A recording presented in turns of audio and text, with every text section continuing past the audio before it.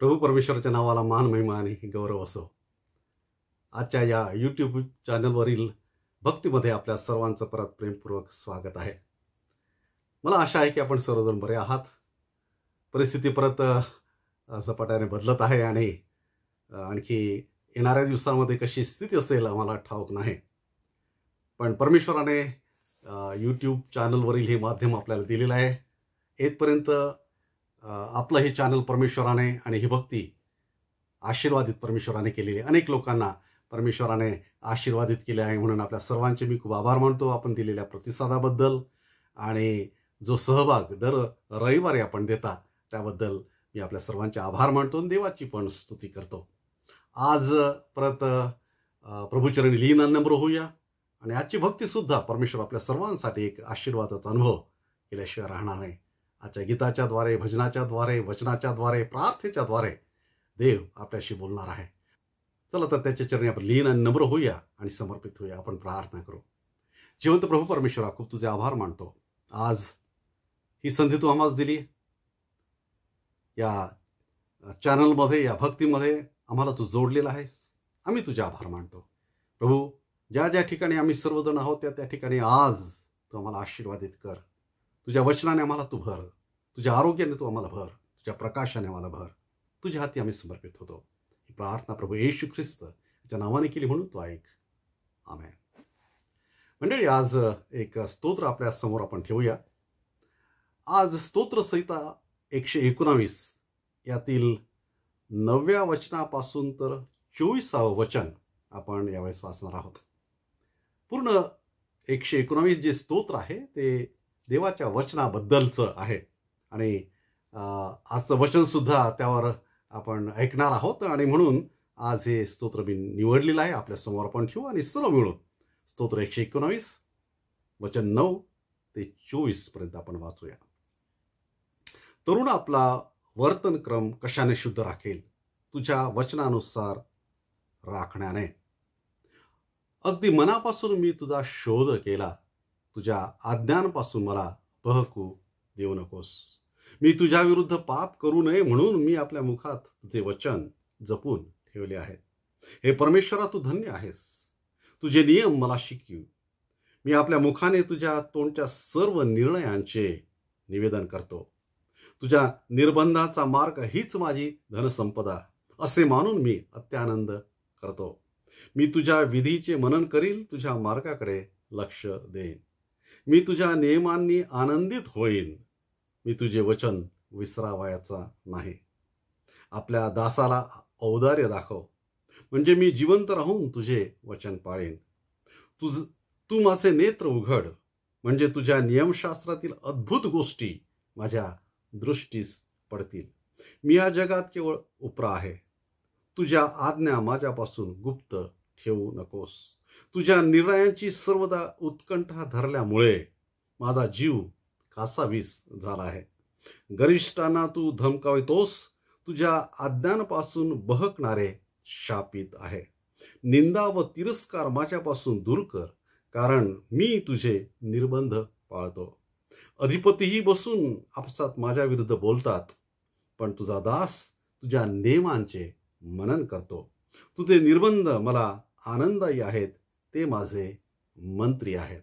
येथपर्यंत देव त्याची वचने आपल्या सर्वांसाठी आशीर्वादित करो. आजच्या भक्तिगीताकडे आपण जाणार आहोत. आज एक भजन आपण गाऊ आणि माझ्या आवडीचं ते भजन आहे. अनेक वेळेस आपण आपल्या भजनाच्या कार्यक्रमात ते गात असतो.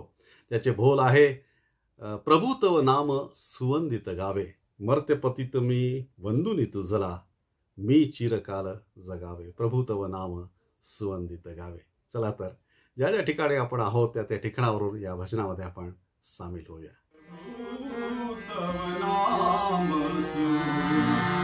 वंदित गावे, मर्त्य पतित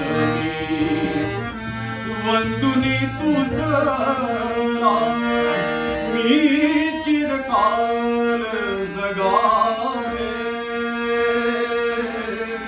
मी चिरकाल जगावे. प्रभु तव नाम सुवंदित गावे,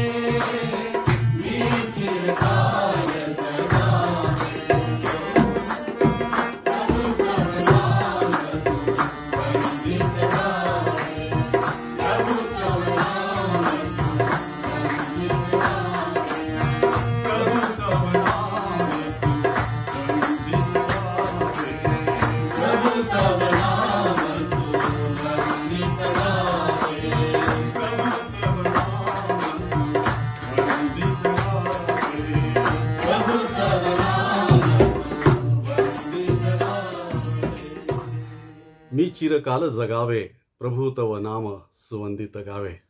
मला आशा आहे की हे भजन परमेश्वराने आपल्या सर्वांसाठी आशीर्वादच केलेला आहे. या भजनामध्ये एक ओळ आपण गायली, ज्यामध्ये आपण गायलं की मज तारा या ख्रिस्त दिलाशी तर तुझ मी उम गावे. ख्रिस्ताचे विश्वास असणारे या नात्याने आपण प्रभू येशू ख्रिस्ताच्या मार्गावर चालत आहोत. नव्हे, तोच आमचा मार्ग आहे आणि ह्या मार्गावर आम्हाला पुढे जाण्यासाठी, वाढण्यासाठी, अधिक आत्मिकदृष्ट्या आम्ही बळकट होण्यासाठी आम्हाला ख्रिस्त समजण्याची, त्याला जाणण्याची जास्त गरज आहे. आणि त्यासाठी आम्हाला त्यामध्ये अधिक मुळावण्याची गरज आहे. आणि तेच वचन आज आपण आपल्यासमोर ठेवूया. कलसैकरास पत्र याचा दुसरा अध्याय, कलसैकरास पत्र याचा दुसरा अध्याय आणि 6 आणि 7 वचन आपल्यासमोर आज आपण ठेवणार आहोत, ज्यामध्ये असं लिहिलं आहे, तर ख्रिस्त येशू जो प्रभू ह्याला जसे तुम्ही स्वीकारले तसे त्याच्यामध्ये चालत राहा. ख्रिस्ताची सुवार्ता आपल्यापर्यंत आली, त्याचं नाव आम्हाला कळालं, त्याची हाक आपल्या कानी आली आणि त्यावर विश्वास आम्ही ठेवला, त्याला आम्ही ग्रहण केलं आणि त्याच्या मार्गावर आम्ही चालत आहोत. पण त्याच्या मार्गावर चालण्यासाठी आमची जी जबाबदारी आहे ती 7व्या वचनामध्ये सांगितलेली आहे. त्यामध्ये असं लिहिलेलं आहे 7व्या वचनामध्ये, त्यामध्ये मुळावलेले, रचले जात असलेले, तुम्हाला शिकवल्याप्रमाणे विश्वासात दृढ होत असलेले आणि निरंतर उपकार स्तुती करणारे व्हा. 3 गोष्टी यामध्ये सांगितलेल्या आहेत. पहिली गोष्ट, त्याच्यामध्ये आम्हाला मुळावायचं आहे. गेल्या काही संदेशामध्ये एक आशीर्वादित जीवनाकडे आपण बघत आहोत, जे जीवन फलानी लादलेले आहे, फलद्रूप आहे, जे यशस्वी आहे.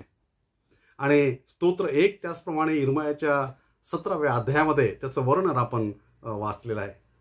त्या जीवनाची तुलना एका झाडाबरोबर केली आहे. एका झाडाची उपमा त्या जीवनाला दिलेली आहे आणि त्याबद्दल असं सांगितलं की ते झाड पाण्याच्या प्रवाहाजवळ आहे. पाण्याच्या प्रवाहातून ते आपलं जीवनसत्व घेतं आणि ते झाड दुसरं तिसरं काही नसून तुमचं आणि माझं जीवन आहे. आणि ते अन्न, जे पाणी जे आहे ते देवाचं वचन आहे. पण ते देवाचं वचनातील जे जीवनसत्व आणि त्याच्यामधले जे शक्ती आहे ते मुळाशिवाय त्याला प्राप्त होणार नाही.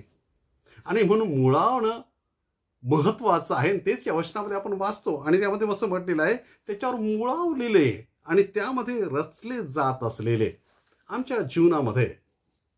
म्हणून आम्ही कोणत्या ठिकाणी, कोणत्या स्थितीमध्ये, कोणत्या जागी मुळावलेले आहोत फार महत्वाचं आहे. यामध्ये सांगितलं की त्याच्यामध्ये म्हणजे ख्रिस्तामध्ये जेव्हा आम्ही मुळावल्या जातो आणि त्याचा परिणाम पुढे तिथे सांगितले की आम्ही रचल्या जातो. देवाची ती इच्छा आहे. आम्हाला का रचण्याची गरज आहे? कारण आम्ही रचलेले नाही. आमचं जीवन मेसअप झालेलं आहे. आमचं जीवन अस्तव्यस्त आहे. आमच्या जीवनामध्ये अनेक नको असलेल्या गोष्टी आहेत. अनेक आमच्या गोष्टी ज्या ठिकाणी नसायला हव्या त्या ठिकाणी आहे. आम्हाला ऑर्गनाइज आमचं जीवन करायला हवं आणि म्हणून आम्हाला ख्रिस्तामध्ये असणं गरजेचं आहे. ख्रिस्त आम्हाला ऑर्गनाइज करणार आहे. ख्रिस्त आम्हाला स्वच्छ करणार आहे. ख्रिस्त आमचं जीवन आमचं घर ऑर्डरमध्ये करणार आहे. एकदा प्रभू येशू ख्रिस्त मंदिरामध्ये गेला आणि जेव्हा त्याने बघितलं की अरे हे परमेश्वराचं घर अस्तव्यस्त झालेलं आहे. ज्या ठिकाणी ज्या गोष्टी हव्या त्या ठिकाणी त्या नसून अयोग्य गोष्टी या ठिकाणी आलेल्या आहेत. अयोग्य व्यवहार त्या ठिकाणी चालू आहेत आणि त्याने असं म्हटलेलं आहे की ते ऑर्डरमध्ये आणलं. त्या ठिकाणी त्याने स्वच्छ केलं. अनेक गोष्टी त्याने उधळून टाकल्या. अनेक गोष्टी त्याने हाकलून लावल्या, काढून टाकल्या. मित्रांनो, आज त्याची आम्हाला गरज आहे आणि ते तेव्हाच शक्य आहे जेव्हा त्या ख्रिस्तामध्ये आम्ही समर्पित होतो. आणि म्हणून मुळावरले असणं हे प्रथम गरजेचं आहे. हे या वचनामध्ये आपण वाचलं. अनेक वेळेस आमच्या चुकीचे निर्णय, आमचे चुकीचे विचार, अनेक चुकीच्या गोष्टी आमच्या जीवनामध्ये आहेत. अनेक वेळेस चुकीचे व्यक्ती आमच्या जीवनामध्ये आहे आणि त्यावेळेस आमच्या जीवनाला रचण्याची गरज आहे. आमचं जीवन रचणं म्हणजे आमचं जीवन योग्य लावणं, योग्य दिशेने लावणं. एखादी वस्तू ठेवणं आणि एखादी वस्तू रचणं याच्यामध्ये फरक आहे. जेव्हा आम्ही एखादी वस्तू रचतो ती योग्य दिशेने आम्ही ठेवतो, योग्य ठिकाणी ठेवतो. प्रत्येकाला त्याचं योग्य ठिकाण आपण देतो. मित्रांनो, आज आमच्या जीवनामध्ये आम्हाला डोकायचं आहे. अनेक अशा गोष्टी आज आमच्यामध्ये आहे की ज्याला रचण्याची गरज आहे आणि म्हणून ख्रिस्तामध्ये मिळवण्याची गरज आहे. आम्ही ख्रिस्तामध्ये चालत आहोत, आम्ही ख्रिस्तामध्ये जगत आहोत. आमचं जीवन कदाचित अजून रचल्या गेलं नाही आणि म्हणून या ठिकाणी हे वचन खास आहे. तो म्हणतो की तुम्ही ख्रिस्ताला स्वीकारलेलं आहे, तुम्ही ख्रिस्ताच्या मार्गावर चालत आहात, पण आम्हाला अनेक काही गोष्टीकडे लक्ष द्यायचं आहे. आज आमच्या जीवनाकडे आम्ही लक्ष देणार आहोत. होय मित्रांनो, अनेक अशा गोष्टी आहेत आमच्या जीवनामध्ये आहे, आमच्या कुटुंबामध्ये आहे, आमच्या सोशल जीवनामध्ये आहे. आम्हाला ते ऑर्गनाइज करायचे आहे. दुसरी गोष्ट, रचणं म्हणजे तयार करणं.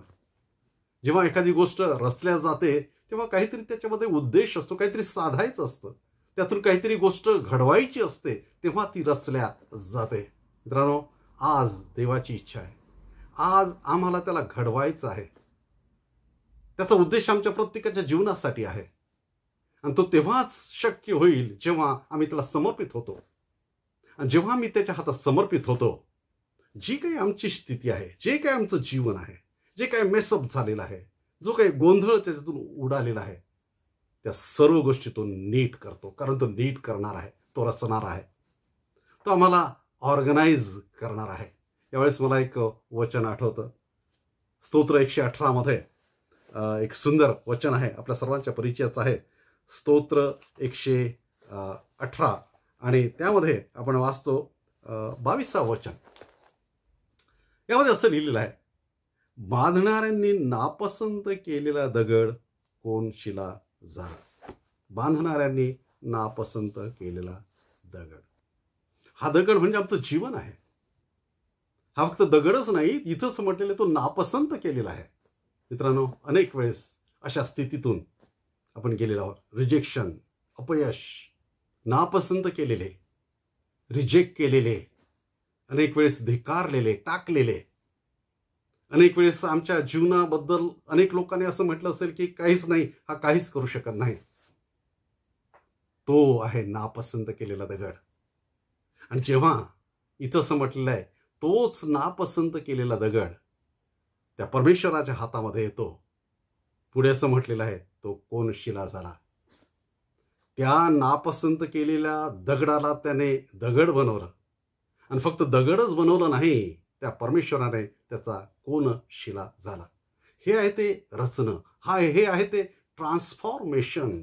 अनेकांच्या जीवनामध्ये मी हे ट्रान्सफॉर्मेशन अनुभवलेलं आहे. माझ्या जीवनामध्ये पण परमेश्वराने ते ट्रान्सफॉर्मेशन केलेलं आहे. धुळीतून उचलून काढणारा तो परमेश्वर आहे. नापसंत केलेल्या स्थितीमधून उच्च ठिकाणी, उच्च स्थानी तुम्हाला स्थानापन्न करणारा परमेश्वर आहे. त्याला म्हणतात जीवन रचणे. जीवन रचणे, तो आमचं जीवन रचणार आहे. अनेक लोक आहेत आम्हाला दोष देणारे आहेत. अनेक लोकांच्या दृष्टिकोनातून करा, जगाच्या दृष्टिकोनातून आम्ही कोणत्याही कामाचे नाही, आम्ही न पसंत केलेले आहेत. जगाच्या दृष्टिकोनातून कदाचित आम्ही कोणत्या योग्यतेचे नाही, आम्ही शिकलेले नाही. पण तोच परमेश्वर, त्याच्या हातात आम्ही जेव्हा समर्पित होतो, तो आम्हाला उंच करतो. आपल्या चर्चमध्ये अनेक उदाहरणं आहेत आणि तरुण मुलांच्या जीवनाच्या ज्या साक्ष्या आहेत, खरंच त्याबद्दल मी खूप खूप देवाची स्तुती करतो. एका मुलाने मला सांगितलं की तो नर्सिंगच्या BSc नर्सिंगच्या त्याला सिलेक्शन झालं आणि त्याला काहीही कळत नव्हतं. आणि खेड्यातून आलेला, अक्षरशः मला सांगू द्या, आणि त्याच्या शब्दामध्ये की तो बकऱ्या चारणारा होता.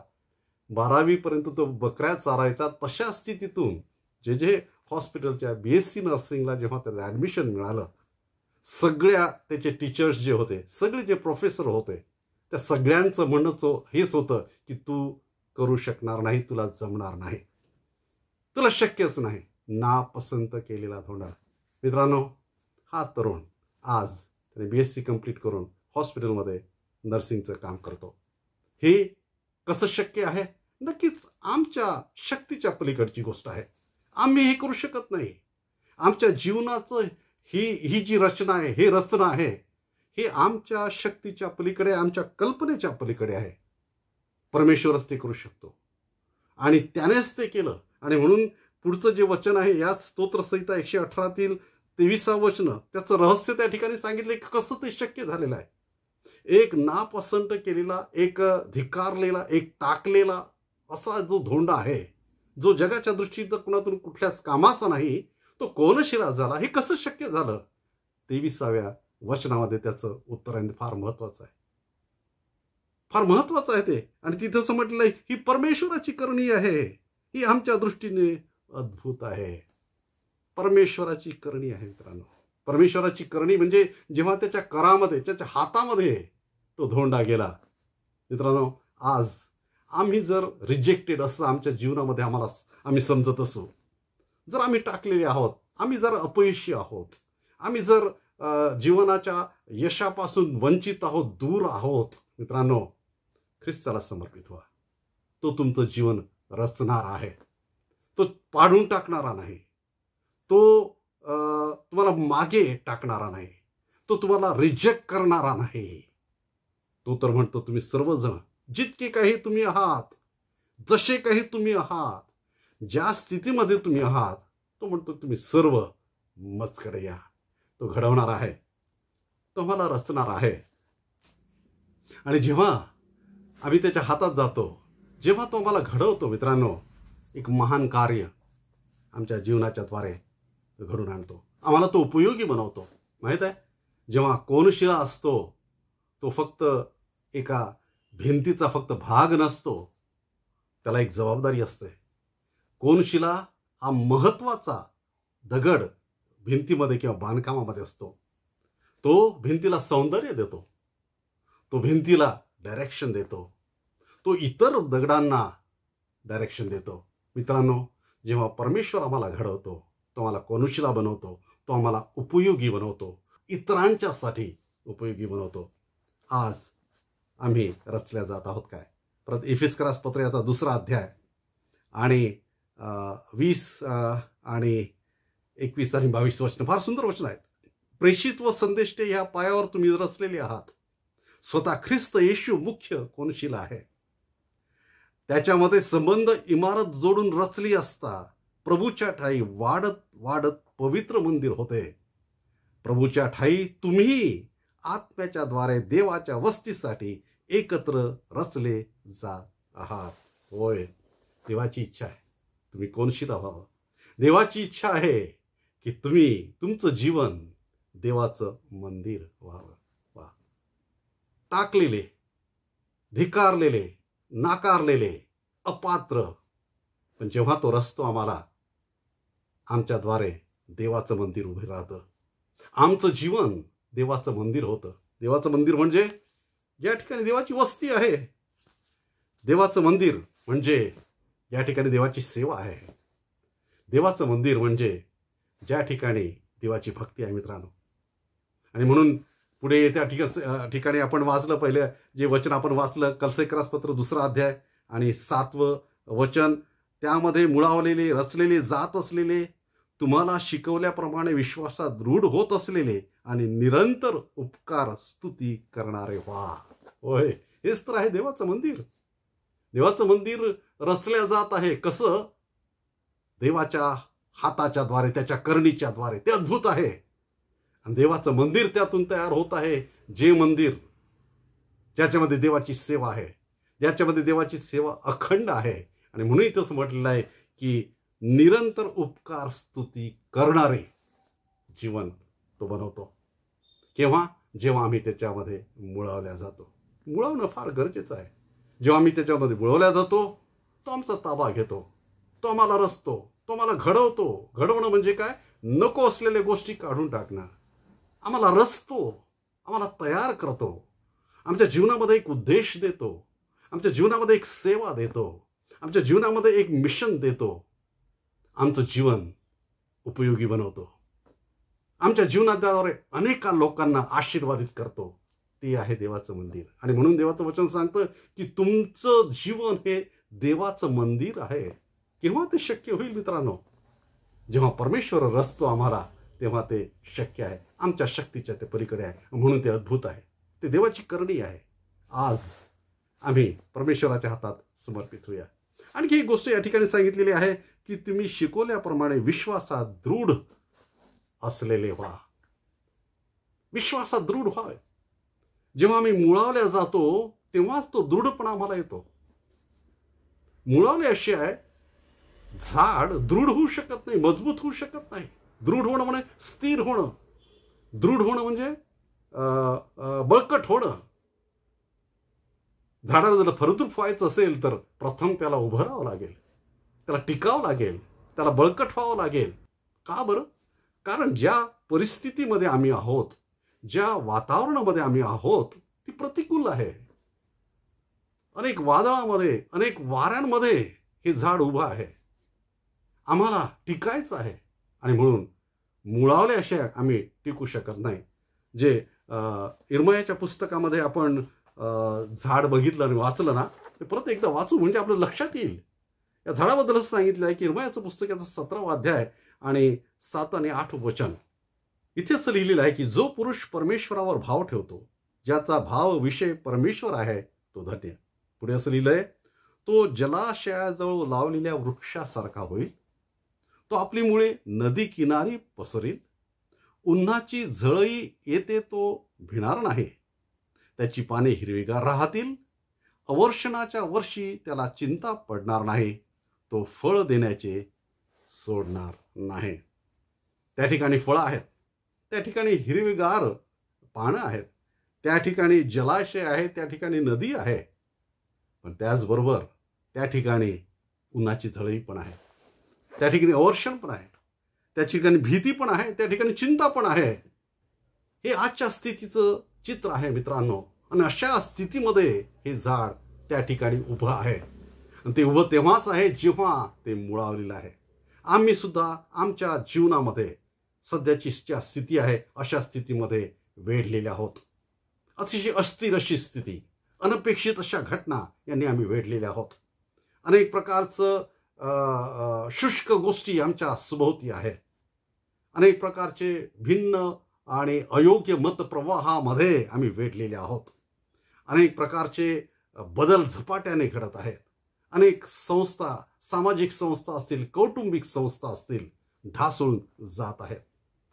अनेक प्रकारच्या व्याख्या बदलत आहे, परिभाषा बदलत आहे. अयोग्य विचार, अयोग्य शिक्षणाने आमची पिढी वेढलेली आहे. अनेक अयोग्य गोष्टी बिंबवल्या जात आहे. अशामध्ये आम्हाला जर टिकून राहायचं असेल मित्रांनो, आम्हाला मळवणं गरजेचं आहे. यावेळेस परत एक वचन मी यावेळेस वाचतो. इफिस्करास पत्राचा 4था अध्याय 14वे वचन. यासाठी की आपण यापुढे बाळासारखे असू नये आणि म्हणून आम्हाला बळकट व्हायचं आहे. या ठिकाणी एक सूचना आहे, एक ताकीद आहे, एक आम्हाला सावधगिरीचा इशारा दिलेला आहे. एक सांगितलेला आहे की तुम्ही आता कमजोर कमकुवत राहून चालणार नाही, तुम्हाला बळकट व्हावं लागेल. आणि म्हणून या ठिकाणी असं म्हणतो की या पुढे तुम्ही बाळकासारखे असू नये. म्हणजे माणसाच्या धूर्तपणाने, भ्रांतीच्या मार्गास नेणाऱ्या युक्तीने, प्रत्येक शिकवण रूपी वाऱ्याने हेलकावणारे व फिरणारे असे होऊ नये. अनेक गोष्टी आहे की आम्हाला त्या फिरवणाऱ्या आहेत, आम्हाला शेक करणाऱ्या आहेत. अनेक अशा गोष्टी घडत आहे की आमच्या विश्वासाला त्या धक्का पोहोचवत आहे. अनेक प्रकारचं असं शिक्षण आहे या ठिकाणी सांगितलेलं आहे. अनेक प्रकारे धूर्तपणाने आणि भ्रांतीच्या मार्गाने आम्हाला नेणारे लोक आहेत आणि शिक्षण आहे. पण इथे असं म्हणतं की आम्हाला हालायचं नाही. ते अढळपण, ते मजबूतपण जर आम्हाला पाहिजे असेल तर आम्हाला मुळावण्याची गरज आहे. कोणत्या गोष्टीमध्ये की जी गोष्ट अढळ आहे, जी गोष्ट मजबूत आहे आणि जी गोष्ट टिकणारी आहे. कोणती अशी गोष्ट आहे की जी आम्हाला ती मजबूतपणा, ते अढळपणा देईल की ज्याच्यामध्ये आम्ही रोवण्याने, ज्या गोष्टी आम्ही पकडल्याने आम्ही स्थिर राहू आणि मजबूत राहू आणि दृढ राहू, ज्यामध्ये आमचा विश्वास अधिक दृढ राहील. आणि ती एकच गोष्ट आहे आणि ती म्हणजे ख्रिस्त. इब्री लोकास पत्र याचा 13वा अध्याय आणि 8वं वचन आपल्या सर्वांना माहिती आहे. फार सुंदर वचन आहे. आणि या ठिकाणी असं म्हटलेलं आहे, का ख्रिस्तच का, आणि त्यामध्येच आम्हाला का मुळायचं आहे. तर त्याचं उत्तर आणि स्पष्ट उत्तर या ठिकाणी सांगितलं आहे. कारण ख्रिस्त, येशू ख्रिस्त काल, आज व युगानुयुग सारखाच आहे. तो बदलणार नाही. युग येतील आणि युग जातील, तो बदलणार नाही. अनेक गोष्टी येतील आणि त्या जातील. रोगराई येईल आणि रोगराई जाईल.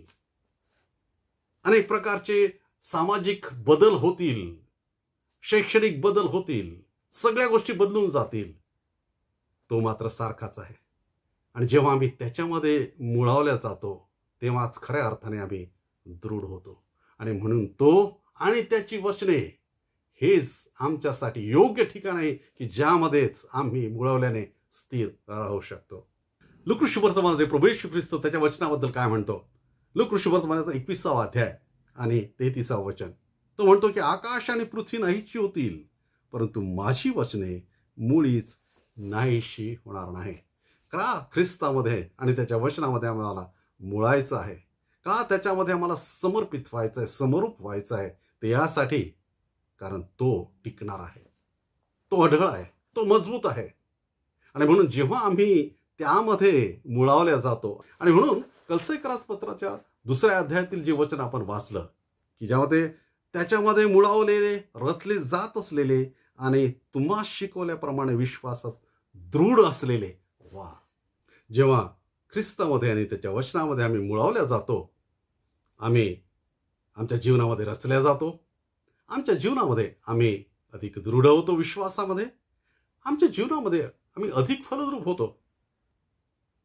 पेरणाऱ्याच्या दाखल्यामध्ये आपण बघितलं की जो पेरणार आहे तो वेगवेगळ्या परिस्थितीमध्ये पेरणी करत आहे, वेगवेगळ्या जमिनीमध्ये तो बी पेरत आहे. आणि शेवटी जे परिस्थिती सांगितलेली आहे, जी जमीन सांगितलेली आहे, त्याच्यामध्ये असं लिहिलेलं आहे. आपण वाचूया मत्ती वर्तमान याचा 13वा अध्याय आणि 23वा वचन. यामध्ये आपण वाचतो की चांगल्या जमिनीत पेरलेला तो हा आहे की तो वचन ऐकून ते समजतो, तो फळ देतोच देतो, कोणी 100 पट, कोणी 60 पट, तर कोणी 30 पट असे देतो. होय, जेव्हा वचन आमच्यामध्ये आहे, जेव्हा आम्ही वचनामध्ये मुळावलेले आहोत, यामध्ये असं लिहिलेलं आहे की आमच्या जीवनामध्ये वाढ होते, आशीर्वादाची वाढ होते, पिकाची वाढ होते.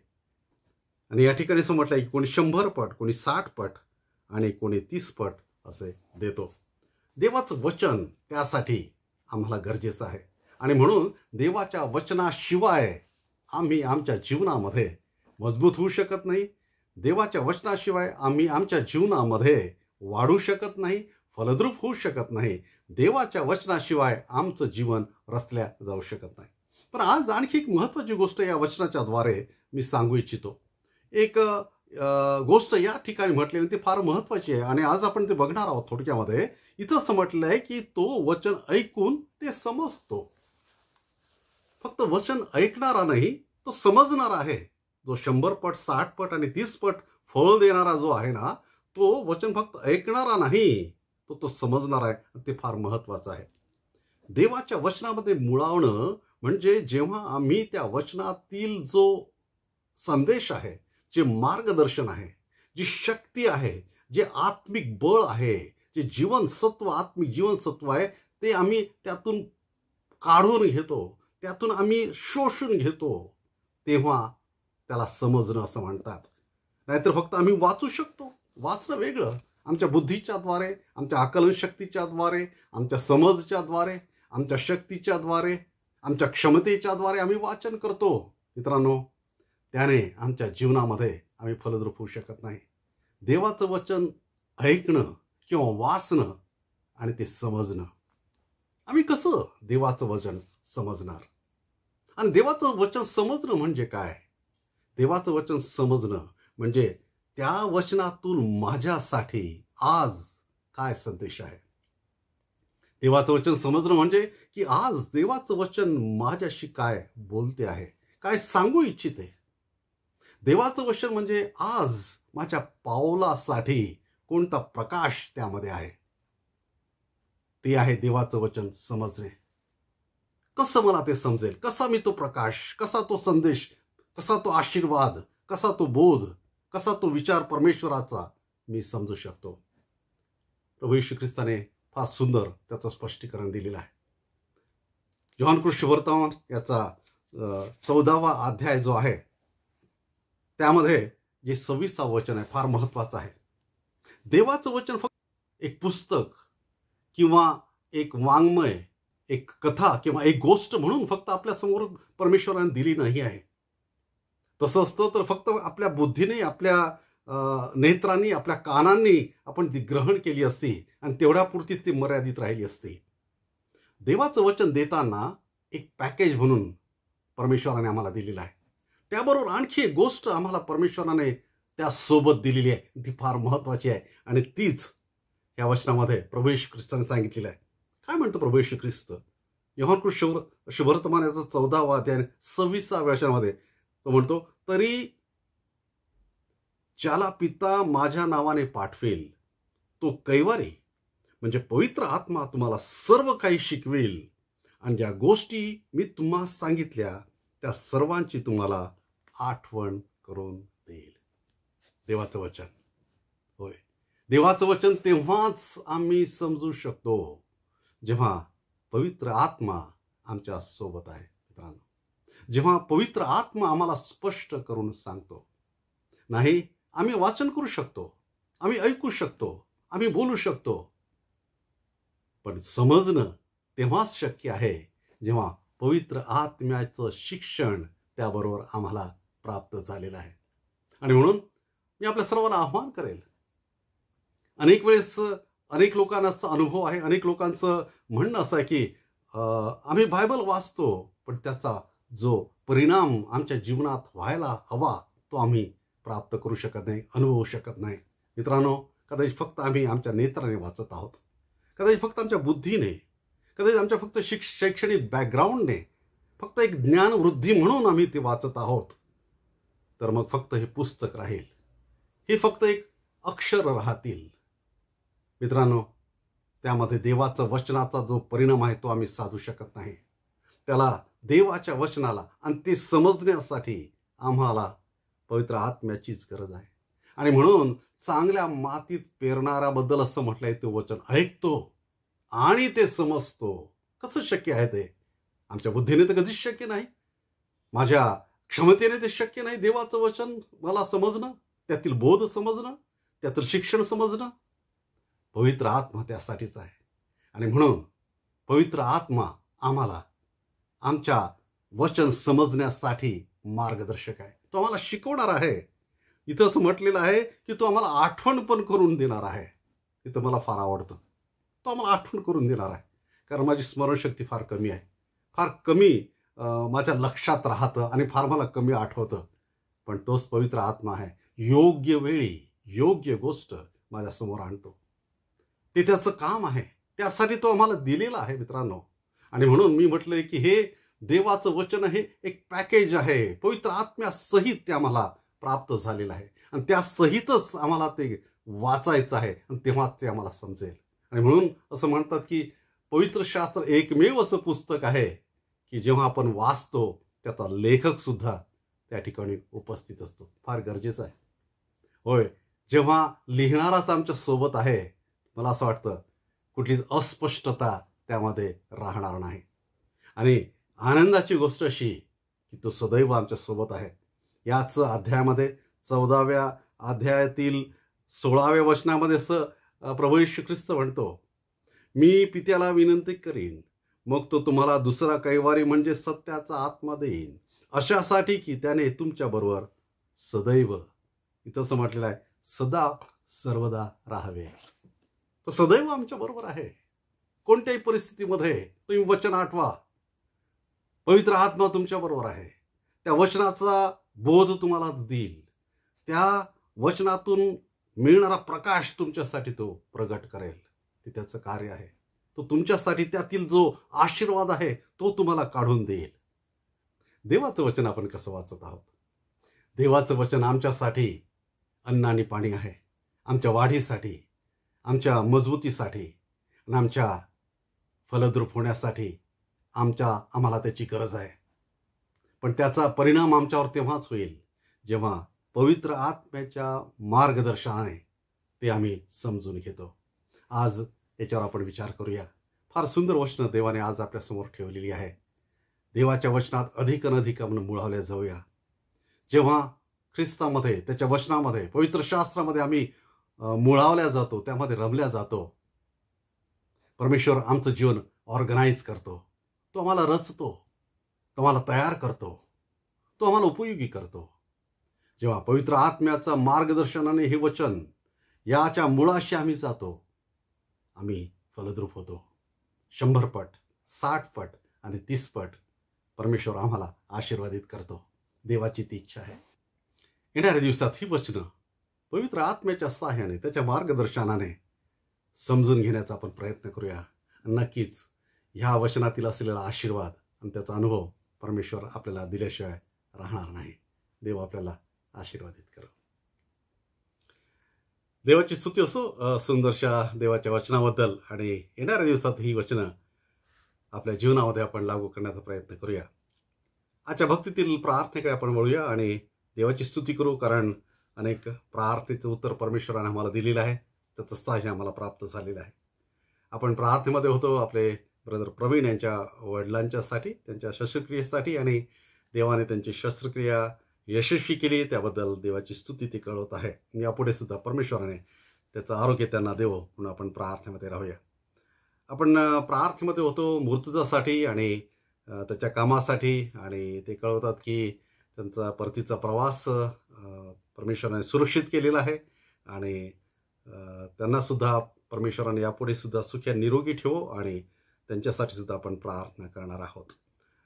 मागील सप्ताहामध्ये अनेक लोक प्रवासामध्ये होते. देवाने त्यांचा प्रवास सुखरूप केला, त्याबद्दल देवाची स्तुती असो. योगिनी या बहिणीला परमेश्वराने, या मुलीला आरोग्य दिलंय, त्याबद्दल देवाची स्तुती असो. आपण ज्यांचे वाढदिवस मागील सप्ताहामध्ये झालेले आहे, ॲनिव्हर्सरी झाली आहे, त्यांच्यासाठी सुद्धा देवाची स्तुती करणार आहोत. काही प्रार्थनेचे विषय आहे, त्यासाठी आपण प्रार्थना करणार आहोत.